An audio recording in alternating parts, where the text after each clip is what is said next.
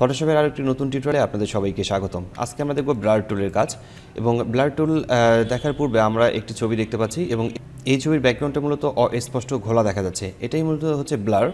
DSLR camera থেকে কোনো ছবি উঠালে পিছনের এই ব্যাকগ্রাউন্ডগুলো মূলত ব্লার করে রাখা যায় এবং ব্লার হয়ে থাকে। তো ফটোশপেই আমরা মূলত ব্লারের কাজটি করব এবং হচ্ছে এই প্রথমের অংশটি মূলত স্পষ্ট এবং ব্যাক যে স্টেজটি দেখা যাচ্ছে পিছনের এই জায়গাগুলো মূলত অস্পষ্ট এবং এটা ব্লার হয়ে রয়েছে। তো আমরা এখানে আরও একটি ছবি ইনপুট করেছি এবং আরেকটি ছবিতে আমরা দেখব যে ব্লার টুল কীভাবে কাজ করে। তো চলুন প্রথমে আমরা ব্লার টুল সিলেক্ট করে নিই। প্রথমে আমরা ব্লার টুলের এখানে ক্লিক করছি, ব্লার টুল সিলেক্ট করব। উপরের দিকে এখানে ব্লার টুলের সাইজ রয়েছে, আমরা এখান থেকে সাইজটাকে বড় ছোট করে নিতে পারি এবং এখান থেকে মোড আছে, মোডটাকেও পরিবর্তন করতে পারবো। নর্মাল, ডার্কেন, লাইটেন এবং হচ্ছে হিউ রয়েছে, স্যাচুরেশন রয়েছে, কালার এবং হচ্ছে লুমিনেসিটি রয়েছে। স্ট্যান্ড এখানে 100% রয়েছে, আপাতত 100%ই থাকলো। আমরা যদি আমাদের ছবিতে কোথাও যদি আমরা ব্লার করতে চাই তাহলে সেই ছবিটাতে আমরা শুধুমাত্র এমনি ড্রাগ করলেই দেখতে পারবো যে সেই জায়গাটা ব্লার হয়ে যাচ্ছে। আমরা এই জায়গাটাতে ড্রাগ করছি, এই জায়গাটা ব্লার হয়ে যাচ্ছে, কিন্তু এই জায়গাটা কিন্তু ঠিক আছে। আমরা এখানে ব্লার করে দিয়ে দিলাম, এখানেও ব্লার করে দিলাম, তাহলে দেখতে পাচ্ছেন যে এই জায়গাটা মূলত ব্লার।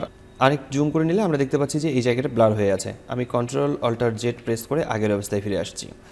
তো এখন আমরা এই ব্লারের কাজ শুধুমাত্র ব্লার টুল ব্যবহার করে নয়, আমরা অন্যান্যভাবেও আমরা এই কাজটি করতে পারবো। যেমন ফিল্টারে ক্লিক করতে হবে, ব্লার থেকে এখান থেকে গোসিয়ানে ক্লিক করার পর আমরা দেখতে পারবো যে এখানে ব্লারের অপশন রয়েছে।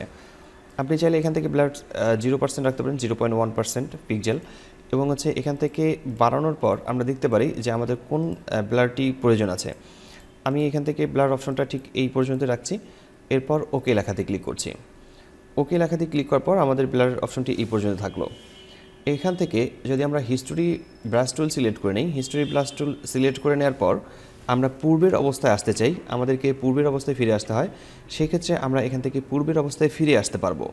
যেমন যেই জায়গাগুলোতে আমাদের ব্লার করার প্রয়োজন নেই সেই জায়গাগুলোকে আমরা এখান থেকে অ্যাডজাস্টমেন্ট করে নিতে পারবো।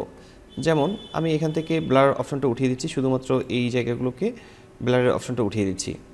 আমি এখান থেকে ড্রাগ করব, ড্রাগ করার পর আমি এখান থেকে এই ব্লারটাকে উঠিয়ে নেব। তো এখানে দেখতে পাচ্ছেন যে বাকি সব জায়গাগুলো মূলত ব্লার হয়ে আছে, আর এই জায়গায় যে ব্লার অপশনটা ছিল, ব্লার হয়েছিল, এই ব্লার এরিয়াটুকু উঠে গেছে। এখন আমরা যদি জুম আউট করে দেখি তাহলে দেখতে পারবো যে এই সব জায়গায় মূলত ব্লার আছে, কিন্তু ফেজের এই জায়গাটিতে মূলত ব্লারটা কাজ করছে না। আবার নিচের দিকে আমরা এই ব্লারটাকে উঠিয়ে দিতে পারবো। আর যদি আমরা এই জায়গায় ড্রাগ করে নিই, এই জায়গাগুলোতে ড্রাগ করে নিই, তাহলে এখান থেকেও মূলত ব্লার অপশনটি উঠে যাবে।